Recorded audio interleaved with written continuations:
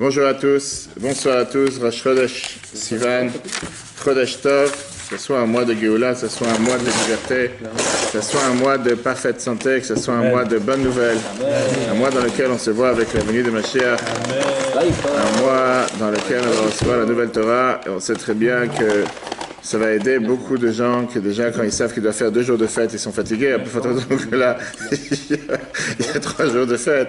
On dit que Dieu il a fait en sorte que même les Israéliens ils vont sentir qu'est-ce que ça veut dire faire 2 jours de fête d'affilée. Parce que là, ils n'ont pas le choix, ils sont obligés de faire Shabbat et dimanche. Mais en tout cas, la fête de Shavuot, c'est justement cette fête dans laquelle on va parler le cours de ce soir sur qu'est-ce qui s'est passé exactement. Comment se fait-il qu'on s'est tellement préparé à cette fête, avec le Homer, avec tout ce qu'on raconte, et là on te dit juste avant ils se sont mis à dormir, jusqu'à ce qu'aujourd'hui, pour certains, on a besoin de faire la veillée toute la nuit, pour réparer le fait qu'ils étaient en train de dormir. Il y a quelque chose qui n'est pas clair ici. Comment se fait-il qu'ils étaient en train de dormir, qu'ils se sont reposés? Ça c'est le numéro 1 de ce qu'on va voir ce soir, et on va voir aussi qu'est-ce que ça veut dire, quelle était la préparation et comment ils se sont préparés à le don de la Torah. Alors c'est quelque chose qui s'est passé, on était tous présents. Maintenant, on va voir que c'est quelque chose qui s'est passé il y a exactement 3331 ans. 3331 ans depuis qu'on a reçu la Torah, c'était en 2448. Vous avez tous les feuilles en français autour de vous. Et on a vu tout à l'heure dans le cours, vous pouvez revoir si tu veux sur l'application et Torah. Exactement, bravo. Exactement. Il faut qu'on fasse un jingle. Oui, avec plaisir. Avec plaisir. En plus que le Homer se termine. On a expliqué tout à l'heure les 3 différents noms de la fête. Man, Matan, Toratenu, Chag HaShavuot et Yom HaBikurim. Et la différence entre ces 3 noms. Yom HaBikurim. Bikurim. Le jour des Bikurim, c'était le jour où on amenait les Bikurim dans le temple. C'est un rapport avec Bikur Cholim ou aucun rapport? Pas forcément. C'est presque, ça a le même sens, mais c'est Bikurim. C'est Bikur Cholim, c'est des choses différentes. Bikurim, c'était quoi en 2 mots? C'était le fait que comme on savait que on a eu la chance d'avoir une nouvelle récolte, de nouveaux fruits qui viennent d'exister, automatiquement on amenait cette corbeille au temple. Pas au temple à Jérusalem, pour pouvoir en profiter et remercier Dieu en disant comme qu'on est reconnaissant du fait qu'on a eu cette nouvelle récolte. Et ça s'est fait seulement une fois qu'ils sont rentrés en Israël et pas avant, 40 ans après qu'ils étaient dans le désert. Mais revenons au nom principal, si on peut dire, de la fête. Et le nom principal de la fête, le nom le plus connu, c'est Zman Matan Toratenu, le jour de notre Torah. Pourquoi pas? Rosh Chodesh Sivan. Ok, on sait très bien que le peuple juif s'est préparé pendant 49 jours. On est en train de les compter tous les jours, dans lesquels ils se sont purifiés, dans lesquels ils se sont raffinés, dans lesquels ils se sont préparés afin de pouvoir être prêts, être purs, la 50e porte, 50e degré, qu'on a reçu la Torah le jour de Shavuot. Mais non, on sait très bien qu'une fête, c'est pas quelque chose qu'on est en train de fêter comme quelque chose qui s'est passé dans le passé. Mais on revit avec ça. Chaque année, on est en train de revivre de qu'est-ce qui s'est passé à l'époque pour voir quel enseignement on apprend pour nous dans la vie de tous les jours aujourd'hui. De la même manière qu'à l'époque, on voit qu'il y a eu une certaine préparation et certaines manières comment ils se sont préparés. On va voir aujourd'hui qu'est-ce que nous, on doit faire pour pouvoir se préparer à la réception de la Torah à nouveau, cette année, si Dieu veut, samedi soir, dimanche matin, le 9 juin, en étant précieux, tous présents, hommes, femmes, enfants, nourrissons, pour recevoir la Torah à nouveau. Le 23 au gala du Beth Rabban. Ça, c'est après. D'abord, on reçoit la Torah à Shavuot. Mais non, chers amis, la question qui dérange, c'est qu'on va tout de suite sauter sur le premier paragraphe et poser la question générale qui est: est-ce que c'est un bien ou un mal? Est-ce que c'est un bien ou un mal d'être tous unis? Est-ce que la Torah est pour l'unité ou l'uniformité? On a vu ça des fois dans d'autres cours, pour voir sur l'application. Mais il y a des gens qui prennent ça comme quelque chose de mal. Il y a des gens qui se disent pourquoi il y a tellement d'avis dans la halakha? Pourquoi il y a Séfarad, Ashkenaz? Dans Séfarad même, les gens qui sont tellement différents. Dans Ashkenaz même, tellement différents. Pourquoi on ne peut pas avoir tous le même avis? Pourquoi cette question? Parce qu'on te dit qu'une des choses principales qui s'est passée avant de recevoir la Torah, Vayichan Sham Israël Negadar, on a vu ce soir, demain, Rosh Chodesh Sivan, et 3331 ans, on voit comment tout le peuple juif était en train de camper autour de la montagne. On te dit c'était un homme, un seul cœur. C'était une union totale du peuple juif. On va voir tout de suite dans la Gemara Shabbat qui nous raconte comme quoi si jamais il n'y aurait pas eu cette union du peuple juif, s'ils n'auraient pas été unis, on n'aurait pas pu donner la Torah. Moi je demande, et c'est ce qu'on va débattre ce soir, quel est le but d'avoir une union? Si c'est une union factice, une union qui n'est pas réelle, est-ce que de toutes les façons on peut vraiment être unis? Est-ce que c'est pas du faire du semblant? Est-ce que c'est pas faire croire quelque chose? De toutes les façons, Dieu nous a créés pour être différents. Il n'y a pas 2 personnes qui pensent la même chose. Il n'y a pas 2 personnes qui agissent de la même chose. Tu n'auras jamais 2 juifs qui font la mitzvah de la même manière. Ni un couple pensera toujours tout de la même manière. On est différents. Qu'on veuille ou pas, tu dois l'accepter. Et si on est différent, quel est le mal d'être différent? Et si c'est comme ça, pourquoi on devait avoir cette union, comme on va tout de suite voir dans Rashi? ce qui s'est passé ce soir et demain à Rosh Chodesh Sivan, avec cette union du peuple juif. On devait tous être unis, on devait tous être rassemblés, à tel point qu'on te dit que si jamais ils n'auraient pas été unis, pas forcément qu'on aurait pu recevoir la Torah. Et moi, je te dis, tu sais quoi? Est-ce que c'était une vraie union? Est-ce que ça valait la peine d'être unis? Moi, tout de suite, débat de tout ça. Le cours est aussi pour les Elun Ishmael Avram Ben Helen qui est décédé ce matin. Que son neshama est une aliyah et qu'il soit un bon demandeur pour tout le peuple juif partout où il se trouve. Refoua Shlema pour Shalom Ben Nissim Cohen. Sa mère, c'est quoi? Rachmouna Bat Menana. Non, Shalom Ben Rachmouna. Ok, Shalom Ben Rachmouna. Donc regardons ensemble le premier paragraphe. Préparation au don de la Torah, l'arrivée du peuple juif au Mont Sinaï, ça s'est passé le 1er Sivan 2448. D'accord? C'est exactement ce soir, demain, 1er Sivan. Qu'est-ce que dit le Chumash? Yitro, que tout le monde connaît, surtout les Tunisiens de parmi nous. Yitro, chapitre 19, verset 1. Bayom Azeh. En ce jour, c'était Rosh Chodesh, Rashi nous dit, les enfants d'Israël arrivèrent au désert de Sinaï. Et Israël y campa face au mont Sinaï comme un seul homme, d'un seul cœur. Ok, vient le Al-Sheikh. Le Al-Sheikh est qu'on va revenir sur ce Rashi, mais qu'est-ce qu'on apprend d'ici?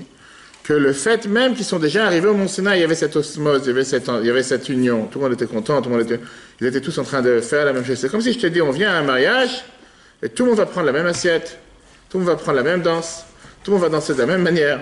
C'est quelque chose qui est inconcevable. Surtout qu'on parle ici de quelques millions de personnes. Tout le monde s'aimait. C'est un peu démago, c'est un peu démago. C'est ce que je dis, a priori c'est difficile à croire. On va voir, on va rentrer dans les détails. Vient le Al-Sheikh Hakadosh, qui est né en Turquie en 5267, en 1507, après il est parti à Tzfat, c'est un membre du Bedin de Rabbi Yosef Karo. Et le Al-Sheikh il te dit, du fait de leur présence face au mont Sinaï où Dieu se trouve, les enfants d'Israël acquièrent la purification de la salissure du serpent original. On parle de la faute avec Adam et Rishon. Ne plus ainsi s'unir, car là, c'est le sens du texte de la Haggadah. Si Dieu nous avait rapprochés du mont Sinaï sans nous donner la Torah, cela nous aurait suffi. Et c'est vrai qu'on n'est pas Pessah ce soir, mais presque on a parlé de ça dans l'après-midi dans l'autre cours. Qu'est-ce que ça veut dire cette phrase qu'on dit tous les ans à la soirée de la Haggadah? On dit que si jamais il ou Kevan nous l'ifna à Sinaï, si Dieu nous aurait rapprochés au mont Sinaï, il ne nous aurait pas donné la Torah, ça nous aurait suffi. Qu'est-ce que ça veut dire? Qu'est-ce qu'on est venu faire au mont Sinaï? Ça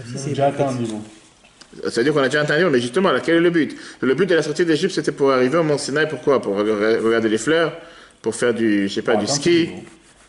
Qu'est-ce qu'on cherche avec ça? Qu'est-ce qu'il te dit là? Justement, l'arbitre te donne des explications dans sa Haggadah qu'il a écrit en 1946. Que le fait même qu'on a reçu le dévoilement divin sur le mont Sinaï, ça nous aurait suffi même sans recevoir la Torah. Ou bien, que si jamais on serait arrivé au mont Sinaï, il nous aurait donné les 10 commandements, mais pas les autres mitzvot, ça nous aurait suffi. Là, on t'explique autre chose. Que le fait même qu'ils se sont rapprochés devant le mont Sinaï, il y a déjà eu cette union du peuple juif, il y a déjà eu cette unité du peuple juif. On est arrivé à une situation dans laquelle on était tellement réunis, tellement rassemblés, qu'il n'y avait aucune différence entre tout le peuple juif. Ça déjà, ça aurait suffi, c'était déjà quelque chose d'énorme. C'est comme si c'est juste pour ça qu'on est venu. D'ailleurs, nous, ça nous aurait suffi. Ça veut dire que cette union du peuple juif qui s'est passée au moment du mont Sinaï, c'est déjà quelque chose d'énorme comme préparation pour recevoir la Torah. Ok, c'est ce que j'ai dit tout à l'heure. Ce qui dérange, c'est que si ça c'est le but, et si c'est ce qui s'est passé, ça s'est réellement passé, quand en général tu te prépares à un mariage, tu n'attends pas d'attendre, tu arrives à la salle et tu dis, bon, maintenant qu'on est arrivé, le mariage sera demain, on le reporte d'un jour pour pouvoir se reposer du voyage. Et ça c'est ce qui s'est passé. On va voir ce que la Gemara nous raconte. Quel était le but d'avoir une telle union comme préparation, Matan Torah? La Gemara nous raconte en détail qu'est-ce qui s'est passé, la Gemara Shabbat, page 86b et 88a. Elle nous raconte en détail qu'est-ce qui s'est passé, la chronologie des événements depuis aujourd'hui, depuis demain, Rosh Chodesh Sivan jusqu'au 6 Sivan. Voilà ce que la Gemara nous raconte, très intéressant. L'analyse. La préparation du don de la Torah au Mont Sinaï jour après jour. La Gemara Shabbat. M'a te dit la phrase suivante. 86b, 88a. Rosh Chodesh, le premier Sivan, ils arrivèrent au désert du Sinaï. Moshe ne leur dit rien à cause de la fatigue de la route. Écoutez bien ce détail. Puisqu'ils sont fatigués, on ne dit rien. Le deuxième Sivan, il leur dit au nom de Dieu, vous serez par moi une dynastie de prêtres. Le 3 Sivan, il leur transmet la mitzvah de restriction d'accès au mont Sinaï. Le 4e Sivan, ils se séparent de leurs conjoints. Le 5 Sivan, ils construisent un autel et ils offrent un sacrifice. Vient Rabbeinu Hananel. Rabbeinu Hananel est né en 980. Lui, il était considéré parmi la période des Géonim. Il a commencé la période des Rishonim. Il a vécu dans la ville de Kirouan, en Afrique du Nord. Aujourd'hui, c'est en Tunis, un des plus grands rabbinim importants. train de préparer le cours, je me disais, c'est incroyable que la majorité des décisionnaires qu'on a aujourd'hui, pas Tunisie, c'est les Sfaradim. La majorité des grands de la Gemara, surtout des Géonim, le Rhin, on va tout de suite voir, de Gérone, de Barcelone. Tu réfléchis un instant, il y a 1000 ans. On en a perdu, on a tous perdu. Quand tu réfléchis un instant, il y a 1000 ans, l'Europe, la Turquie, l'Europe, c'était tellement plein de tous ces génies, de tout ce qu'on parle aujourd'hui. Dans la Gemara, Rabbeinu Hananel, le Rhin, Ramban, Nachmanide, Rambam, c'était l'Europe. Il n'y a pas ici un sage américain il y a 500 ans, je ne sais pas, ou un sage australien. Où était tout le monde de la Torah? Bien sûr qu'à part Israël, pendant la période où il y avait le Talmud Bavli, Yerushalmi, mais en règle générale, tu vois que tous ces gens-là, c'était des gens de chez nous, comme on dit. C'était nos voisins, ils étaient ici. Je ne parle pas des Français, comme Rashi, etc. Parenthèse. Rabbeinu Hanan, elle vient te dire la phrase suivante. Le jour où ils campèrent au Sinaï, Moshe monta vers l'Éternel, qui lui donna l'instruction de dire, vous avez vu, à Thème et Item, ce que vous avez vu, ce qui s'est passé en Égypte, etc. Néanmoins, le sage explique que ce jour-là, Moshe ne dit pourtant rien au peuple juif, à cause de la fatigue de la route et l'épuisement qui s'en suivait. C'est que le jour où ils sont arrivés, Dieu donne à Moshe le devoir de leur dire, de les préparer, de les mettre dans l'action. Comme si tu arrives dans une salle de mariage et tu vas voir, je sais pas, le chef d'orchestre et te dit, le programme, voilà, quand il y aura les danses. Et là, tu vois que Dieu, il dit à Moshe quoi, leur dire le premier jour, Moshe dit rien. Ils sont fatigués, les pauvres. Laisse se reposer de la route. Demain, on va en parler. Il y a quelque chose qui dérange, c'est ce qu'on va voir dans la Gemara Shabbat.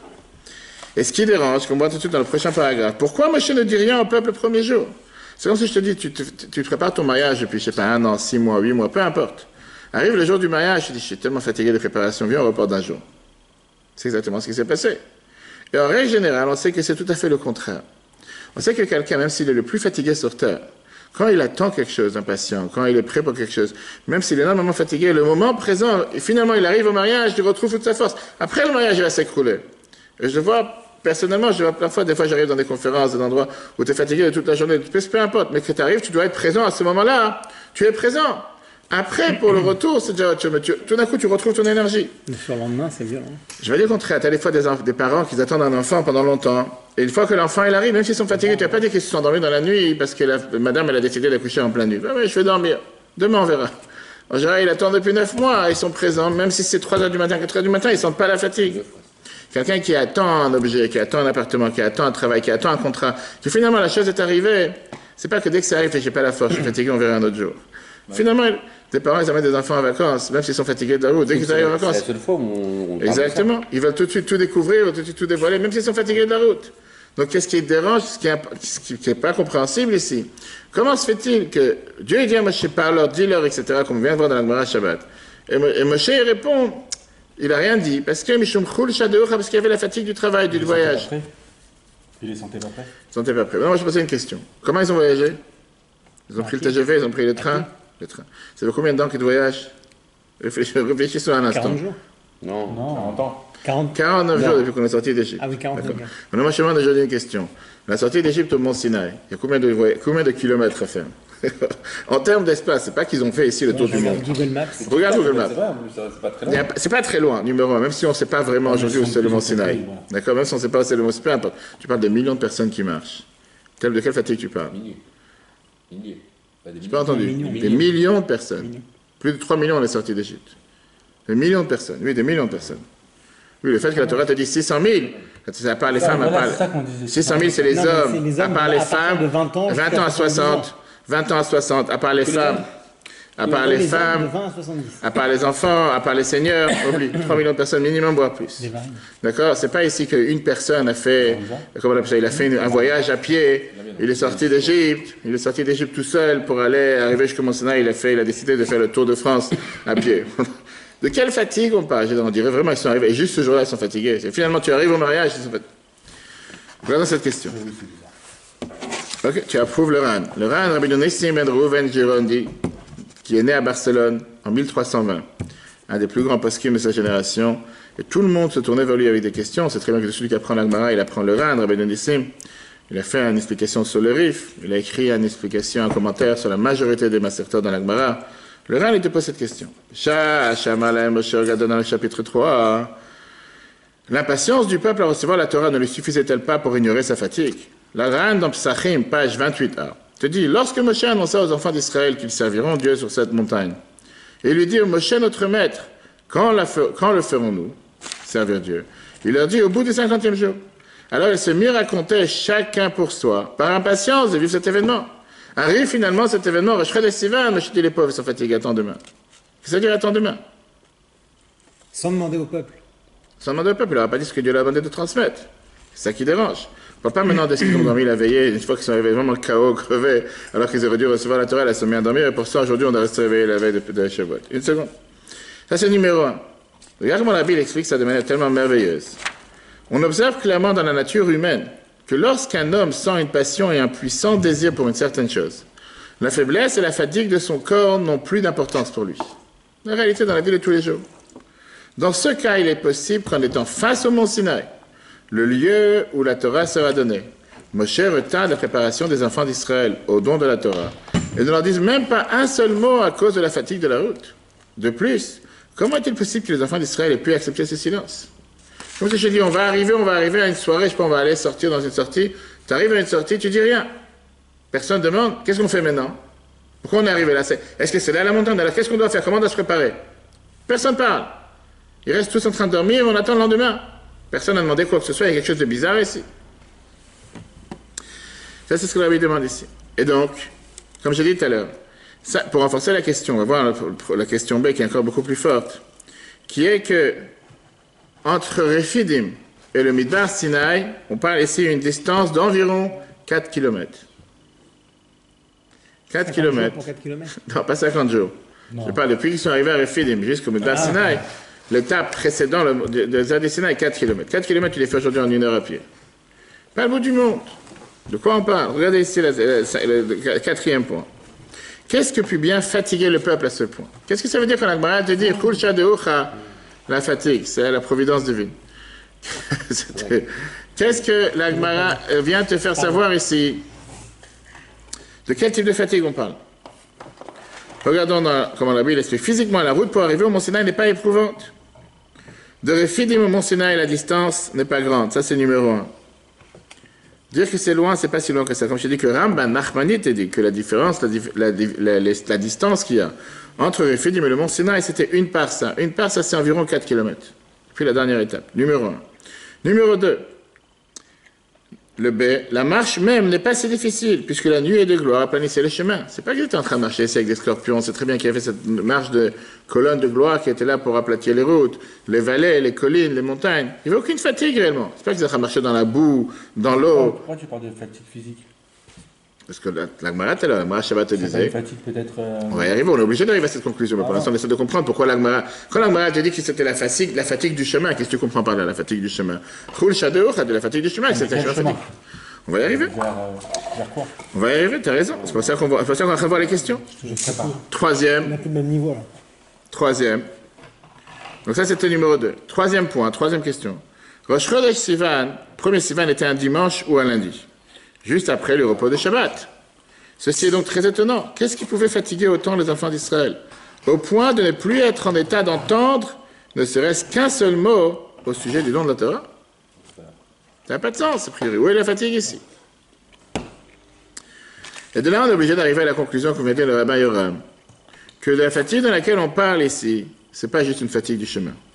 Dire que c'est une fatigue de la route, dire qu'ils sont fatigués à cause de la route, parce que c'était une route lointaine, parce que c'était fatigant, marcher dans l'eau, dans la boue, non, c'est pas vraiment une fatigue de la route. Se préparer peut-être. De Se préparer. Préparer à quoi? Physiquement, ça s'habiller, comme pour mariage, mettre des chaussures. C'est ce que je te dis, je te prépare pour le mariage, tu t'habilles, tu mets des chaussures, tu te coiffes, tu mets du parfum, ce que tu veux. Tu arrives au mariage, tu es écroulé, tu es fatigué? Non, ou au contraire? Tu arrives. Ils sont devant le Mont Sinaï. Ils sont devant le Mont Non, mais Sinaï. c'est la préparation psy, ils sont passés d'Égypte à la réception de la Torah. Donc On arrive. Donc c'est beaucoup plus psychologique, c'est beaucoup plus spirituel que matériel. C'est moi tout de suite, bravo. Tout le monde est pro. Donc, excuse-moi, ça veut dire que Dieu il pensait que le peuple, enfin les bénis Israël, ils étaient prêts et Moshe il pensait pas. Ça veut dire? Jusqu'ici, Oui. Jusqu'ici, oui. C'est une très Bah, bonne c'est tout réponse. ça. Mais est-ce que Moshe il a demandé au peuple d'Israël, Il n'a pas demandé, il n'aurait rien dit. Il a dit on va attendre jusqu'au lendemain. sans leur demander est-ce que vous êtes Sans fatigué demander. ni rien? Exactement. Je pense que C'est c'est cadeau. cadeau. Bon, un peu, parce que ça te fait. Vas-y, là. On dit en général qu'un enfant qui mange des céréales, il est à la force de pouvoir appeler son père, etc. Des fois, par grâce au manger, on devient très intelligent. Là, c'est plutôt la boisson. Ok, la suite. Quelle est l'explication? L'explication est la suivante. Est-ce qu'il s'agit-il d'une route pédestre ou d'un parcours spirituel? Ça, c'est le débat de ce qu'on va voir aujourd'hui maintenant ensemble. Pédestre. C'est un pied. À pied.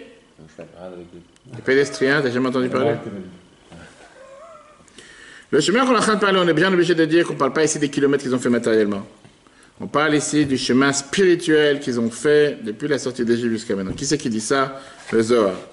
Le Zohar, tout le monde sait ses explications. Le Zohar Hadash, l'explication du Zohar qui est, bien sûr, on a vu ça il n'y a pas longtemps à l'Akbar, mais Rashbi qui est né en l'an 70.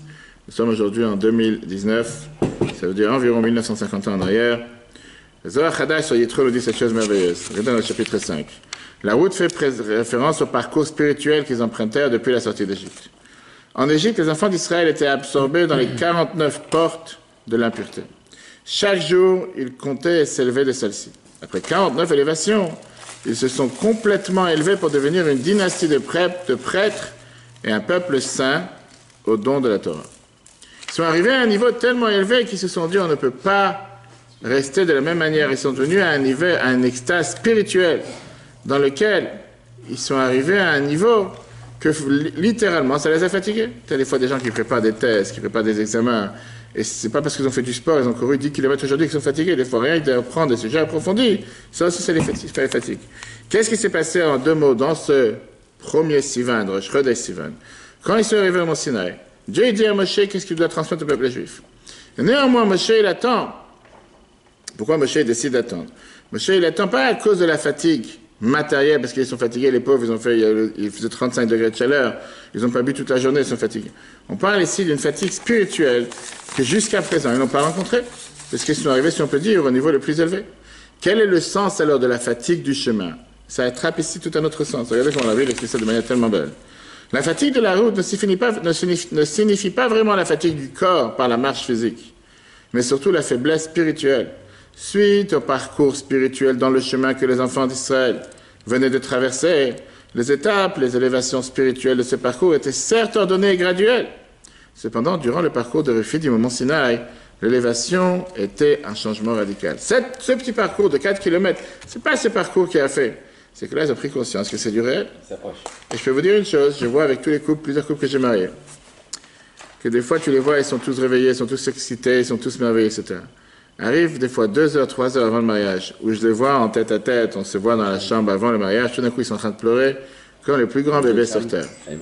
Comme les plus grands enfants sur terre. Et tu te dis, qu'est-ce qui se passe? Non, je parle le mari par exemple, plein de fois je vois qu'il est en train de pleurer. Tu te dis, peut-être il regrette, peut-être il a peur. Et c'est comme si toute la pression, toute la tension, tout ce qui s'est passé jusqu'à présent, tout d'un coup dégringole. Tout d'un coup, toute la pression, elle sort. Et c'est quelque chose que des fois tu te dis, va savoir ce qui a pu arriver. Peut-être il a eu entendu quelque chose, tu l'as dit quelque chose, va savoir. Une peur d'émotion, non? C'est l'émotion, c'est ce que je dis. C'est ce que moi je dis, c'est une fatigue spirituelle, c'est beaucoup plus.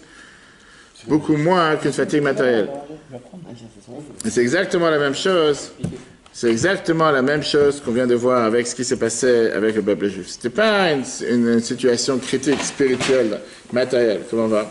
Pas une situation matérielle dans laquelle ils étaient totalement, on va dire, fatigués de la route, fatigués du voyage. Non, c'était beaucoup plus spirituel que matériel. Une fois qu'ils sont passés de Refidim jusqu'à ce qu'ils sont arrivés au Mont Sinaï, là, ils ont commencé, on peut dire, ils ont commencé à digérer. Ils ont commencé à comprendre que c'est du réel. Comment ils se préparaient spirituellement?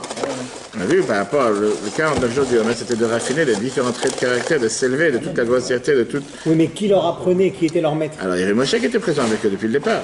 C'est pas qu'ils étaient tout seuls abandonnés. Mais Moshe, après c'est une question qu'on doit vous poser. Il y a Moshe, il y a mais il n'avait pas reçu la Torah, donc il connaissait quoi? C'est pas la Torah, ils ont reçu les mitzvot qu'ils ont reçus à Mara, ils ont reçu les mitzvot qu'ils ont reçus en sortant d'Égypte. Et après ça, il y avait le raffinement spirituel. Comment se préparer pour devenir... C'est comme si... Il n'y a pas ici le nom de faire la Torah. Parce que comme tu dis, ils n'avaient pas encore reçu la Torah. Mais c'est se préparer, comme je t'ai dit, que tu vas commencer à servir dans le palais du roi. On t'apprend les différents critères. Comment servir, comment parler, comment répondre, comment ouvrir la porte. Spirituellement parlant, c'est exactement la même chose. Être prêt spirituellement à devenir le serviteur de Dieu, de faire ce que Dieu te demande, et pas à faire ce que ton cœur désire de faire. Ça, c'est ce qui s'est passé quand ils sont arrivés au Mont Sinaï. Et c'est exactement ce qu'on fait aujourd'hui avec Sfirat HaOmer. Ça fait à l'époque, c'était vraiment un raffinement, un travail personnel. Ok, Passons au 6. La particularité du dernier parcours de Rephidim. Alors, qu'est-ce qui s'est vraiment passé? Quelle était la particularité de ce voyage qui les a tellement fatigués? On a dit, pas seulement fatigués, qui les a fatigués spirituellement. Et là, on va revoir sur le premier Rashi avec lequel on est arrivé au début du cours. Rashi t'a dit tout à l'heure, Vaïchan Sham Israël. Rashi sur Yitro et Israël y campa. Comme un seul homme, d'un seul cœur, tout l'emploi du singulier. Tandis que les autres étapes ont eu lieu dans des récriminations et dans la discorde. Quelle étape? Les autres étapes pour arriver au Mont Sinaï, avant d'arriver à Rephidim. Il y a eu plusieurs étapes dans le voyage. Avant d'arriver à cette étape où ils étaient face au Mont Sinaï de Rephidim, ils n'étaient pas forcément tout le monde d'accord. Une fois qu'ils sont arrivés ici, tout d'un coup, ils ont été tous d'accord, quand on dit un seul cœur, ils ont tous été avec une union qui n'a jamais existé auparavant. Mais c'est de quel discorde on parle? Tout de suite, justement, quand on parle de différents discours, on ne parle pas ici qu'ils n'arrêtaient pas de se battre, ils n'arrêtaient pas de se disputer. Parce qu'ils étaient en train de se préparer à recevoir la Torah. Ils n'avaient même pas le temps de se battre pour des bêtises. Mais on a vu ça avec l'histoire de l'Akbom et les élèves de Rabbi Akiva. On va tout de suite voir qu'on parlait ici d'un discorde et des débats qui étaient totalement spirituels et qui étaient totalement justes. Et là, avant de passer dans le texte que j'ai dit tout à l'heure, beaucoup de gens font cette erreur de penser en disant ça aurait été tellement bien si le peuple juif aurait eu une Torah, une coutume, une halakha, un livre de prière, une décision. Beaucoup de gens pensent que ça aurait été la meilleure des choses. Viens, la Torah, elle te fait comprendre que c'est la plus grande erreur de penser de manière pareille. Pourquoi? Parce que la nature humaine, elle est que quand deux personnes voient la même chose, par la force des choses, on ne voit pas la même chose. Ça, c'est les feuilles, hein. C'est que chez nous. Non, c'est faux. Oh, C'est faux. Pourquoi tu dis ça? Tu prends aujourd'hui un architecte, tu prends un architecte et tu prends un peintre qui regarde un bâtiment. Le peintre, il va regarder comment la peinture elle a été faite. L'architecte, il va regarder comment la pierre elle a été sculptée. Chacun, il voit quelque chose de différent dans le bâtiment. Tu prends quelqu'un qui travaille dans le terrassement, tu prends quelqu'un qui travaille dans la plomberie, et tu vas voir comment celui qui travaille dans le terrassement, il va regarder qu'est-ce qu'il peut mettre comme gravat et qu'est-ce qu'il peut mettre comme caillou. Et donc, en deux mots, tu as deux personnes qui voient la même chose, et chacun voit quelque chose de différent. Tu ne veux pas avoir deux personnes qui voient la même chose, et forcément, chacun doit voir la même chose. Parce que, au final, même si deux personnes vont voir exactement la même chose, ils arrivent à des conclusions différentes. Et encore une fois, on doit accepter le fait que c'est la nature que Dieu l'a mis sur terre. Dieu a créé l'homme et la femme différents, pour qu'ils restent différents et ils seront éternellement différents. Dieu il a créé un couple, par ça qu'on a deux opposés qui se mettent ensemble. Et néanmoins, le travail, c'est de faire en sorte qu'ils s'accordent sur la majorité des choses. Ce qui n'est pas tout le temps facile, et c'est le débat de tous les jours. Comme on a parlé longuement dans le cours de dimanche, pour celui qui a pu le voir ou revoir le replay. Sur tout à fait. Sur l'infidélité, la pornographie, l'uxure et tout ce qui est les choses qui sont les plus grands maux de la société. Et on a expliqué ça longuement, comment on peut éviter ces différents maux. Très très riche. Comment, avec des différentes statistiques sur l'IFOP 2014, nombre d'infidélités qu'il peut y avoir chez les hommes, chez les femmes, et on a expliqué d'où ça peut venir, et quand quelqu'un comprend la racine et la source et la solution, il peut y comprendre, et ça, on a vu ça dans le replay. Téléphone. Pas seulement le téléphone, on a parlé de plusieurs points. Je te réponds juste après, une fois qu'on fait le séparateur, mais je te réponds à la fin, t'inquiète. c'est ton cas. Je m'appelle Harry. Qu'est-ce que je disais justement? Oui. Et donc ça, c'est le problème, que les gens ils pensent qu'il faut forcément avoir tous la même chose. Et pareil dans la Torah. Beaucoup de gens viennent te dire que quand on tranche une halakha, pourquoi tu as différentes halakhot? Là, je parlais ce matin, je vous disais tout à l'heure, avec des différentes lois de deuil. Et en arrivant aussi, quelqu'un m'a dit, non, pour les Sfaradim, c'est comme ça, pour les Ashkenaz, c'est comme ça. Pourquoi? Pourquoi ça ne peut pas être la même chose pour tout le monde? Numéro un. Et est-ce que ça, c'est pas au contraire la beauté de la Torah? Est-ce que le fait que Dieu nous a créés différents, c'est pas toute la beauté? Le fait d'avoir une menorah à 7 branches, comme on va voir dans les prochaines semaines, c'est pas la beauté de la Torah. Le fait d'avoir différentes manières de servir Dieu, est-ce que c'est pas une beauté? Le fait d'avoir différentes manières de servir Dieu, que ce soit Ashkenaz, Séfarad, et ça même dans... Peut-être ça c'est quelque chose de merveilleux. Parce qu'au final, on sert tous le même Dieu, on a tous une seule Torah, mais différentes manières de faire, et c'est très très bien comme ça. Tu peux pas avoir, c'est celui-là, exactement. Tu peux pas avoir, tu vas dans une pizza. Si toutes les pizzas auraient fait tous la même pizza, pas forcément quel intérêt? Tu sais très bien que dans une pizza, tu as différentes sortes de pizzas. Et tu as différentes personnes qui font une pizza de manière différente. Pourtant, c'est la même chose. C'est de la pâte, c'est du fromage. Alors comment ça se fait que chaque endroit est différent? Je vais aller plus loin. Ce qui me dérange, alors, d'accord, les coutumes, ok, pas de souci, qu'il y ait des différentes pizzas. Oui, très bien. Par contre, ce qui me dérange, c'est qu'on ait des différentes cache-routes. Soit, je sais pas, la Torah, ça doit être binaire pour ça. Soit c'est cachère, soit c'est pas cachère. Mais non, c'est pas C'est pas genre, ah, c'est cachère pour toi, mais comme c'est pas un lait chamour, bah, c'est pas cachère pour moi. Ou c'est pas Halak Bat Yosef, c'est pas cachère pour moi. Ça, c'est Tout d'abord, tu as raison, mais je pense que tu emploies un terme qu'on ne devrait pas employer. Qu'est-ce que ça veut dire on ne devrait pas employer ce terme? On ne peut pas dire que ce n'est pas cachère pour moi. Non. Tu as une personne qui a un certain standard et une personne qui a un différent standard. Prenons les crèmes solaires. Non, c'est pas pareil. C'est exactement la même chose. Tu as une crème solaire qui est adaptée. Alors, tu as une crème solaire qui est adaptée. Pourquoi tu as les numéros 50, 60, j'ai oublié dans tous les numéros. Tu as des crèmes solaires qui sont adaptées pour la peau d'enfant. Tu as la crème solaire qui est adaptée pour la peau d'adulte. Tu as certaines peaux qui sont adaptées à certaines crèmes. Donc, tu es en train de me dire. Oui, mais le 50 plus, il va à tout le monde. On n'a qu'à tous prendre du 50 plus et voilà. Voilà, merci. Tu es en train de me dire qu'il y a certaines personnes qui doivent manger plus cachère que d'autres. Qui doivent. Certaines personnes disent que pour moi, ce critère, ce n'est pas un critère suffisant pour moi, oublie-moi dans le cachet, prends le bio. Pourquoi tu as certaines personnes qui te disent ce concombre et ce concombre, c'est exactement le même? Pourquoi pour ce concombre Bio, c'est pas une obligation. Mais ça aussi, c'est pas une obligation. C'est ce que je suis en train de dire. Personne t'oblige à prendre le standard le plus élevé. Sauf Tu que vas acheter quelqu'un bio. qui mange une certaine Théouda, il ira jamais manger dans le Bedjim. Je t'ai demandé une question. Quelqu'un qui mange bio, il ira manger quelque chose qui n'est pas bio? Non. Pourquoi? Parce qu'il a décidé de Quelqu'un lui a forcé à le faire. Non. Tu as répondu à la question. Personne t'a forcé à prendre le niveau le plus élevé. Tu peux prendre le niveau le plus bas. Donc tu peux prendre le concombre qui est... je sais pas si tu peux prendre le concombre, le premier prix qu'il y a chez Carrefour, qui est vendu à 0,99 pour 10 concombres. Désolé, je n'avais pas trouvé chez Carrefour. Franprix, d'accord. Donc toi, je ne sais pas si je pense que tu manges chamois. Oui. Je t'invite chez moi et puis ma femme elle a fait un gâteau avec du lait non chamois. Oui. Tu vas jamais le manger, pourtant c'est cachère. Mais j'ai dit que c'était pas cachère. C'est ça Mais où tu tu es ton vas pas erreur. manger. Mais parce que c'est moi qui ai décidé de me mettre un standard plus élevé. Si moi j'ai décidé de manger que du bio, c'est parce que j'ai ma folie que j'ai envie de manger que du bio. Ça ne veut pas dire que quelqu'un qui mange pas bio, il mange du poison. C'est bien, tu reconnais que c'est une folie. Mais je te dis 100% que c'est une folie. Encore une fois, c'est pas le problème des chameaux, c'est en règle générale. Et ça, je te dis, la différence entre moi et toi, c'est que toi, tu dis, c'est pas cachère pour moi. J'ai jamais dit ça. C'est cachère. Moi, j'ai décidé d'avoir un standard différent. Ça veut pas dire que je suis supérieur ou inférieur. T'as envie de te mettre plus de barrières. C'est moi, c'est ma folie à moi. Je ne l'ai pas imposé à toi. Tu auras de manger. Mais c'est moi qui ai décidé. C'est comme je t'ai dit tout à l'heure, bio C'est et pas non une bio. mitzvah. Encore une Ce fois. que tu fais, est-ce que c'est une mitzvah ou pas? 100%. De manger plus cachère. La Torah te dit que plus tu essaies d'être pointilleux, plus tu essaies d'être rigoureux, plus tu évites des cassettes et tu évites des ennuis. Ceux qui mangent bio, ils vont pouvoir te donner un discours pendant 1 heure. Pourquoi ton concombre, il est plein de poisons et plein de pesticides et tu vas mourir d'un cancer dans 1 an? T'entends ces discours, t'arrêtes de manger tout. Mais c'est la réalité. Maintenant, tu ne pourras jamais parler de 2 personnes de la même famille. Quand un il est devenu à 100% bio, et l'autre il est 100% contre. Sur la même table, ils sont en train de se tuer. Il te dit, tu manges ton poison, tu es en train de manger des ordures, tu manges que des pesticides, fais savoir les maladies qui vont tomber. Et toi, on va lui expliquer que ton bio, tu vas pas discuter. Maintenant, comme je t'ai dit, On faire rouler en allemand ou en française? personne l'a forcé à prendre du bio. Et personne ne te force à ne pas Le prendre du bio, bio. c'était un très bon exemple. L'allemand français, c'est un mauvais exemple. Mais c'est pour ça que je pense que... quand Tu veux que je te dise, cet argument que tu as donné, bah, c'était le premier qui a réussi à me faire donner un bon argument. Ok, merci. Sauf que je vais te dire... Non, mais c'est vrai. Je vais te dire une chose. Je bio, pense qu'on doit avoir cette ouverture d'esprit et d'accepter justement, c'est ce qu'on est en train de voir dans le cours. Tu dois accepter les différences. Et non l'indifférence. Accepter qu'on n'est pas... On doit accepter qu'on n'est pas tous les mêmes. On doit accepter qu'on n'est pas tous les mêmes et qu'on ne sera jamais tous les mêmes. Et qu'on a le droit d'être différent. Et ça me va très bien. Tu as le droit de faire d'après ta coutume.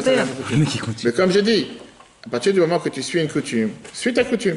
Mais ne viens pas dire que la coutume de l'autre, c'est des bêtises. D'accord. C'est pas des bêtises. À partir du moment que c'est basé d'après la halakha, quand on parle de coutume, que ce soit dans la loi de deuil, dans la loi de mariage, peu importe, la loi de pureté familiale, il y a tellement... Et c'est à la beauté de la Torah. Le problème est quoi? Je vais te dire c'est quoi le problème. Le problème, il est que des gens, ils changent de coutume comme ils changent de chaussettes. Les gens, ils changent de coutume en fonction du Je jour. suis d'accord. suivre un seul Moi, là, il y je en a vais tellement. faire Shavuot en Israël, je vais devenir Lubavitch. Très bien. Pour la journée de Shavuot. Pourquoi pas? Comme je t'ai dit, les gens deviennent Lubavitch quand ça arrive le mois de Loul, qu'il faut faire les sikhot tous les matins, ils disent moi je suis Lubavitch, je ne fais pas les sikhot. Mais dès que ça arrive de manger le riz à Pessah, ou dès que ça arrive de manger le hummus, voilà, exactement. Donc il n'y a pas de souci, ça ne me dérange pas de Mais on ne peut pas danser sur tous les mariages. Sauf que... Belle Ben Fraji ou On les voit en Malaisie après. C'est difficile parce qu'après tu ne retrouves pas. Ça, le problème il est quoi? C'est qu'après tu es totalement perdu, après tu dis je ne sais plus quoi faire. Je fais ça ou je fais ça? Différence, d'accord? Non mais même les grands qui ont tranché dans les halakha, bah, ils ont choisi une direction. 100%. Et Bon, nouvelle. après, je vais pas me comparer à eux non plus, mais même eux de base, ils ont choisi entre ça ou ça. Oui. Et ils ont pris ce qui, peut-être eux, pas forcément ce qui les arrangeait, mais ils ont choisi, ils ont tranché. d'abord Donc nous, si on a ça. 2 possibilités, bah, après c'est pour notre intérêt, ouais, non, c'est Un niveau spirituel. On a parlé tout à l'heure par rapport à le moment, quand est-ce qu'on peut décréter qu'une personne n'est plus en vie.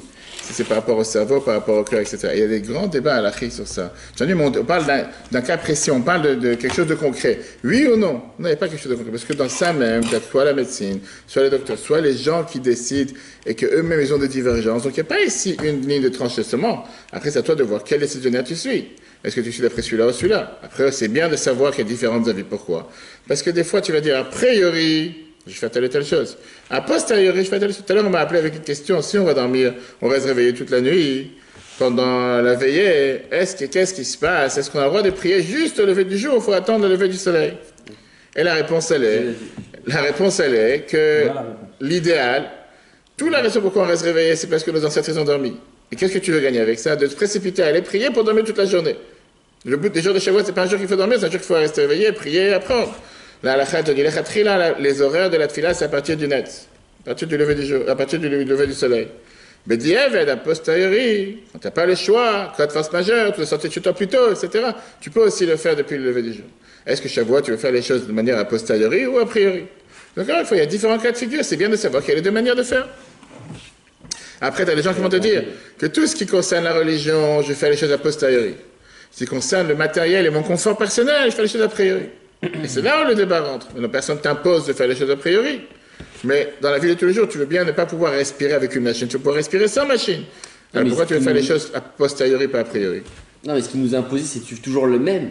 Nous, parce qu'on ne connaît pas. C'est pour ça qu'il faut se renseigner. C'est pour ça que la Mishnah te dit Asay lecha rav.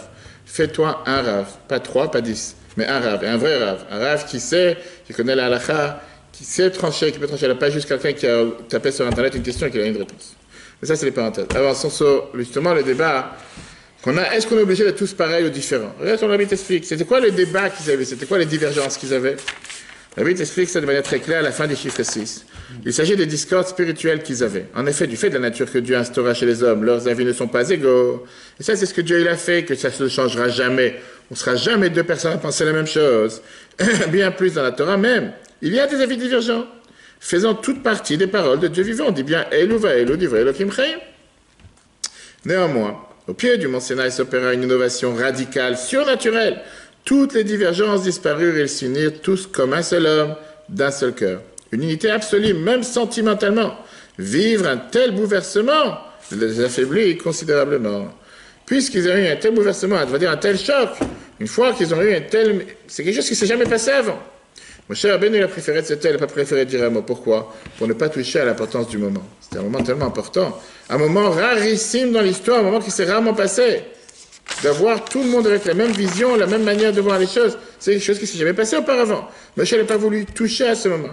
Il y a comme des fois, tu vas voir un spectacle, on fait déjà, laisse contempler la beauté du moment, ne rien dire. Il n'y a pas un commentaire. Après, je te dirai les commentaires. On s'en profite du moment même. Et donc, on ne parle pas ici de quelque chose de négatif.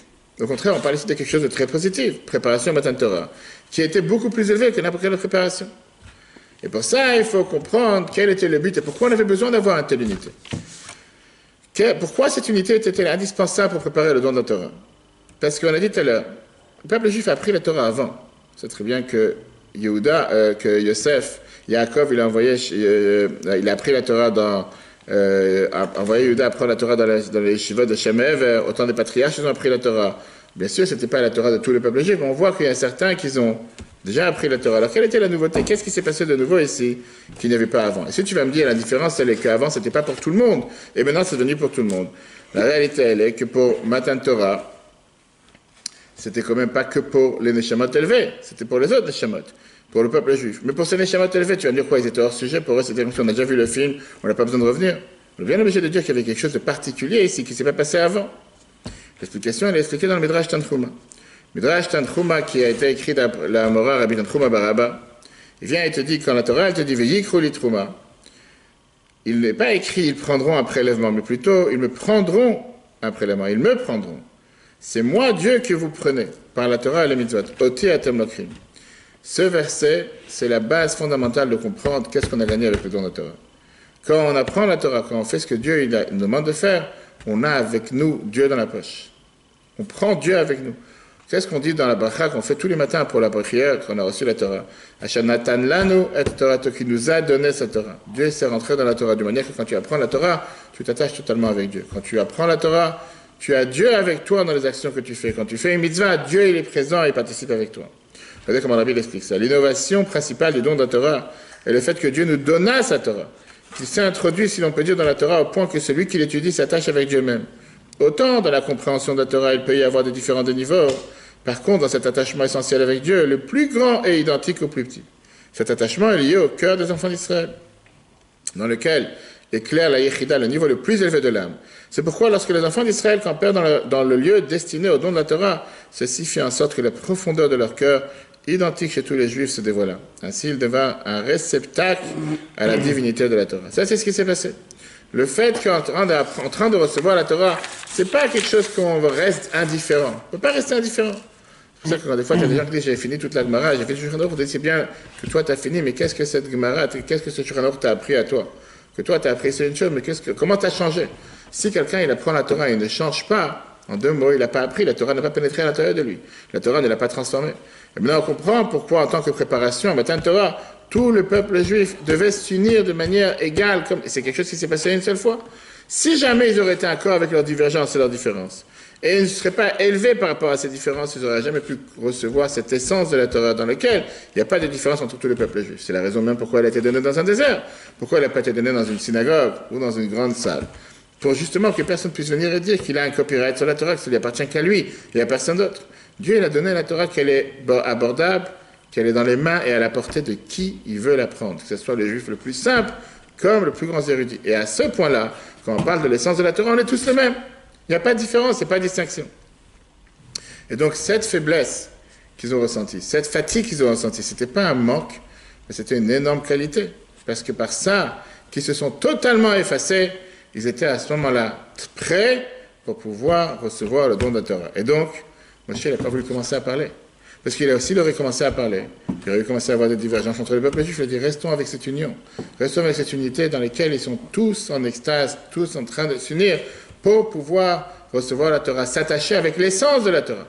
Et quand on est attaché avec l'essence de la Torah, on est garanti de pouvoir aller très loin. Si quelqu'un, il oublie une seule fois ou une seule seconde que la Torah vient de Dieu, que c'est Dieu qui nous a donné la Torah, que c'est la sagesse de Dieu qu'on est en train d'apprendre, à ce moment-là, il peut parfois dévier de la Torah, il peut très bien apprendre, et au contraire, au lieu d'apprendre la Torah, il peut faire n'importe quelle bêtise avec la Torah. Regardons l'enseignement qu'on apprend de cette merveilleuse phrase que la Gemara nous dit avec la fatigue du chemin qui était spirituel et pas matériel. Les deux étapes de la préparation au don de la Torah, l'unité par la soumission et l'attachement par la compréhension. On n'a pas le devoir non plus d'être des robots. On n'a pas le devoir non plus d'être des idiots. On n'est pas là pour dire, puisqu'on va être tous unis, alors soi-disant on est unis, en deux mots, il n'y a pas de divergence. Non, on n'a pas oublié qu'on est différents. On doit être différent, et on doit rester différent. Et chacun, il a le devoir de travailler avec sa propre force. Au moment de Matan Torah, Dieu a donné la Torah à chacun qui puisse l'apprendre, l'attraper, l'étudier, la concevoir, la mettre en application, chacun devant ses forces. Mais chacun l'a reçu de la même manière de Dieu. Après, c'est en fonction des qualités de chacun, en fonction des efforts de chacun, en fonction de l'investissement de chacun. Tu as quelqu'un qui va plus s'investir, tu as quelqu'un qui va moins s'investir. Mais la source, chacun l'a reçue. De la même manière, sans différence. C'est pour ça que tu as quelqu'un qui ne comprend rien à la Torah. Et il fait quand même la même bénédiction de la Torah. Parce qu'il s'attache avec Dieu qui lui a donné la Torah. Et il peut s'attacher avec Dieu qui a donné la Torah de la même manière que Moshe Rabbeinu, il est en train d'apprendre la Torah. Est-ce que ça veut dire qu'il apprend de la même manière, qu'il comprend de la même manière? Non. Et c'est pour ça que j'ai dit, on revient à ce qu'on a dit tout à l'heure. Ça ne veut pas dire que le but de recevoir la Torah, c'est de stopper les différences. Et de faire en sorte qu'on va chercher à ne rien comprendre, rester bête, et au moins on sera tous égaux. On ne cherche pas à être égaux. Cet effacement et cette soumission qu'il y a eu, c'était au moment qu'on a reçu la Torah, mais après on a le devoir de s'attacher grâce à la compréhension. Le but même de recevoir la Torah, c'est de s'asseoir et apprendre. Pas de dire on va rester comme des singes, on va rester comme des idiots, jamais chercher à comprendre pour ne surtout pas avoir de différence. Non, la Torah te dit il n'y a pas de problème d'avoir des différences. Regardons dans le 8. Grâce à la qualité extraordinaire de la soumission de l'unité, l'homme devint certes un réceptacle pour la Torah, ça c'est la base numéro 1. Néanmoins, l'objectif de la Torah est qu'elle soit étudiée avec compréhension. Cela nécessite un programme complet. La première séparation était la soumission absolue, la faiblesse positive de l'ensemble du peuple juif. Ça c'est la base, mais ce n'est pas suffisant. Ça c'était le premier Sivan. Mais dès le 2 Sivan, Moshe commence à les préparer à faire en sorte que l'existence de l'homme soit en mesure de recevoir la Torah au point que c'est moi que vous prenez qu'on a le devoir de comprendre la Torah, de l'intégrer et de la mettre en application. Qu'est-ce que ça veut dire l'existence peut recevoir? J'ai pas compris la phrase en fait. L'existence, où tu as vu ça, l'existence de recevoir, rappelle-moi encore une fois. Que l'existence de l'homme soit en mesure de recevoir la Torah. Ça veut dire, le fait qu'il est là, le fait qu'il existe, le fait qu'il est là, automatiquement, il est déjà apte à recevoir la Torah. Ça, c'est la base. Mais ça, c'est que la base. Tu ne peux pas te suffire avec la base. Tu ne peux pas dire, j'étais présent au Mont Sinaï, j'ai reçu la Torah. C'est bien beau, et qu'est-ce que tu fais avec? Si ça reste à ce stade, sans que tu l'intègres, sans que tu le mets en application dans la vie de tous les jours, c'est comme si tu as reçu un cadeau, tu ne sais pas quoi faire avec. C'est comme si tu offres un cadeau à ton fils ou à ta fille. Tu lui donnes le plus beau train, le plus grand manège, tu le donnes dans la boîte et tu dis, vas-y, c'est ton cadeau, qu'est-ce que je fais avec? Je sais pas, à toi de débrouiller. Tu lui expliques pas comment il faut faire. Alors avec un enfant, il ne peut pas comprendre, tu dois t'asseoir avec lui, lui dire, il faut monter les rails, il faut monter ci, il faut monter ça, et au final, il va pouvoir s'amuser. Et si jamais tu ne lui expliques pas, tu ne prends pas le temps de lui expliquer. Il ne va pas pouvoir le faire avec un adulte. Tu dis, écoute, tu t'as donné un cadeau, c'est suffisant. Maintenant, toi, de voir ce que tu es capable de faire avec. C'est exactement la même chose. On a reçu un Torah par l'existence, même que le peuple juif entier, inclus nous tous, toutes les Neshamot étaient présentes. On a tous reçu la Torah. Et ça, c'est le cadeau qu'on a reçu d'en haut. C'est ce qu'on a vu, je crois, c'est dans le cours de cette semaine, dans la vidéo de hier, de dimanche matin. Pourquoi personne ne sait où se trouve le Mont Sinaï? La réalité est que jusqu'à aujourd'hui, il n'y a pas un endroit de pèlerinage de Mont Sinaï. Tu as le Jabal Moussa, qui n'est pas le Mont Sinaï, on a expliqué longuement dans le cours de hier matin si vous avez regardé. Il n'y a aucune personne sur terre qui peut venir te dire ça c'est le Mont Sinaï. Comment c'est possible? L'endroit qui est une révélation de Dieu. Dieu est descendu sur terre, Moshe est monté dans le ciel. Le peuple juif a reçu la Torah depuis 3300. De la même manière qu'on ne sait pas où il a enterré Moïse. C'est une autre raison, c'est aussi la même raison. Mais pourquoi d'abord, avant l'enterrement de Moïse, pourquoi on ne sait pas? La réponse elle est, parce que malheureusement, ce qui s'est passé au Mont Sinaï, il n'y a eu aucune préparation de notre côté. C'était un cadeau qu'on a reçu de Dieu. Tout dépendait de lui. Nous, on n'a rien fait de spécial. Le moment où, on va dire, le concert s'est terminé, le moment où le spectacle s'est terminé, le Mont Sinaï n'a plus aucune sainteté. On ne l'a pas intégré, on n'a pas travaillé, on n'a pas fait aucun effort pour le recevoir. Par contre, on a vu la fête de Purim, pourquoi on te dit que 1000 ans plus tard, Kimu Mashekiblu Gvar, là on a mis en application ce qu'on avait reçu au départ. Parce que c'est là qu'on a commencé à montrer, comme pour ce qu'on a reçu à Mont Sinaï, on était prêt à donner sa vie pour pouvoir survivre en tant que juif, au moment de Achashverosh et Haman. C'est important quand même. Enfin, j'ai pas dit que c'est pas important, mais ça vient que d'en haut, tu n'as fait aucun effort pour le recevoir. Et le fait que tu n'as fait aucun effort pour le recevoir, automatiquement, le moment où ça s'est terminé, rien n'est resté. Et la preuve est que si on aurait eu un impact réel de ce qui s'est passé au Mont Sinaï, on ne serait pas comporté comme on s'est comporté les prochaines semaines, à tel point qu'on a dû tous mourir dans le désert. 40 ans, alors ça n'aurait jamais dû durer 40 ans. Parce que c'était sans effort de leur part, sans travail de leur part. Et donc l'existence de l'homme, on était tous présents, on a reçu la Torah. Après, c'est à chacun de voir qu'est-ce qu'il en fait avec. Et chacun, c'est ça justement qu'on réaffirme chaque année, la fête de Shavuot, de se dire que c'est pas juste une fête où on mange des gâteaux au fromage et des glaces. Ça, c'est pas, on verra demain pourquoi on a rattaché ça avec le matériel, avec les choses qui sont de l'étage. Mais c'est spirituellement parlant de réaffirmer notre lien avec la Torah, de se dire qu'est-ce que j'apprends de la Torah, pas qu'est-ce que j'ai appris, mais qu'est-ce que la Torah m'a appris? En quoi j'ai changé? Torah, Milachon, Ora, Torah, un langage d'enseignement. En quoi, par ça que j'apprends la Torah, je change, je me transforme dans ma manière de penser, ma manière de parler, ma manière d'agir? Est-ce qu'en apprenant la Torah tous les jours, je reste le même? Ou grâce à la Torah, je me transforme? Et ça, c'est ce qu'on réaffirme les jours de Shavuot. Et c'est la raison pour laquelle on dit que les jours de Shavuot, on doit tous être présents à la synagogue. Comme un homme, comme un cœur, homme, femme, enfant, nourrisson, pour reprendre cet engagement qu'on a dit il y a 3331 ans au Mont Sinaï. On va faire et on va comprendre. On n'a jamais dit qu'on va faire. Tout seul. Faire tout seul, ça n'a pas de sens. On n'est pas des robots, on n'est pas des machines. Dieu, il attend de nous de comprendre. Mais on ne peut pas mettre la compréhension avant l'action. On va faire, mais aussi on veut comprendre. Et on doit, et pour comprendre, il faut apprendre. Et c'est le fameux débat, c'est pas le sujet de ce soir. Est-ce que l'étude est plus importante que l'action? Ou l'action est plus importante que l'étude? C'est quand même bizarre de faire avant de comprendre. Quand tu vas chez le docteur, parce que t'es un scientifique. je vais te dire, je te montre, quand tu vas chez le docteur, tu veux Non, pas. mais c'est vrai, c'est vrai. Quand tu vas chez le docteur, et le docteur te donne un médicament et te dit, monsieur, tu dois prendre 5 mg, 2 mg, etc. Le docteur, il a fait des études pour. Très bien, toi, tu n'as pas compris pourquoi. Toi, tu l'écoutes bêtement. Et combien de docteurs Moi, je t'écoute, toi. Parce que toi, tu as fait les études pour. Non, je ne suis pas d'accord. Je ne suis pas d'accord. Combien de docteurs. Toi, pourquoi tu le fais? Mais je ne suis pas d'accord. Pourquoi? Combien de docteurs se trompent? Combien de docteurs te donnent une molécule qui n'est pas du tout adaptée à ton corps, qui ne le savent pas, jusqu'au jour où tu es parti aux urgences 3 fois, et là ils se disent désolé, je ne savais pas que ce n'était pas adapté à ton corps. S'il a fait des études pour, comment il peut se tromper? Alors que pour devenir docteur, tu as le droit de passer un examen à 70%. Ça veut dire qu'en étant docteur, tu as un permis de tuer les gens à 30%. Oui monsieur, c'est la norme aujourd'hui en 2019. Pour pouvoir devenir docteur, tu ne dois pas répondre 100% des tests. Tu dois avoir passé au moins 70%. 70%, on va dire. 70% des questions, tu dois répondre. Et maintenant, on Juste d'être dans les 300 ou 400 premiers, c'est tout. Très bien. La réalité, elle est que c'est écrit. La moyenne, elle est à 3. Non, mais c'est écrit nulle part. C'est écrit nulle part. C'est écrit nulle part sur le panneau du docteur que tu vas voir qu'il a eu un résultat à 100% dans son examen. Ça veut dire que quoi? Que ce docteur, il a... Non, c'est Ok, ça veut dire qu'il a une possibilité, une permission officielle de te tuer s'il veut. Et il est docteur pour ça. Et lui, il est là pour le mettre. Exactement la même chose. C'est lui le garant, c'est lui qui va en prison, c'est pas lui, hein. Et la réalité, elle est que C'est tu vrai vois combien de gens prennent, C'est toi qui vas en prison, c'est pas lui. combien de gens prennent un médicament et ça marche pas, et ils reviennent 2 semaines après, et ils suivent bêtement parce que le docteur il a dit. Exactement la même chose. En tout cas, ça c'est l'enseignement qu'on apprend par rapport au don de la Torah. Le cours sera replay sur l'application et Torah pour raconter une histoire. ETRH avec le jingle. Que Dieu fasse qu'on puisse profiter des dons de la Torah et surtout pas prier à 4 h du matin, comme j'ai dit tout à l'heure. Il y a une lettre du Rabbi dans laquelle il déconseille de prier le plus tôt possible. Au contraire, vaut mieux dormir pour prier C'est ce qu'ils font. Et que après, ils vont prier en pour nuit. dormir. Mais oui. On n'est pas là. Le jour de Shavuot, c'est le jour le plus important de l'année. On réaffirme notre lien avec Dieu. Moi, chaque fois que j'ai fait la veillée, j'ai pas écouté. Qu'est-ce que tu vas te précipiter à aller prier à 4 h, 5 h du matin pour après quoi faire? Faire qui douche à 6 h ou aller dormir jusqu'à midi? Faut dormir et après se lever. Faut dormir et après tu vas pouvoir te lever tranquillement. Tu te vas veilles pas jusqu'à prier. midi, 2 h, 3 h du matin. Exactement, après tu vas dormir normalement. Tu pries après le nombre. Si tu sais que tu peux pas, mais si tu peux, est-ce que tu te sens capable de Tu le faire? peux pas, t'es pas un ange. Non, mais bien sûr que pas. T'es pas un ange. Si t'as vraiment appris de les donner, tu coutumes, pas hein. un Là, ange. tu rentres dans les Shabbat, coutumes. Shabbat, on va dormir, enfin on va se reposer, c'est pas comme si on C'est pire, sort si d'une tu journée dors de travail. Shabbat pour rester avec moi, c'est un Non, problème. non, on a toujours l'habitude de dormir Shabbat.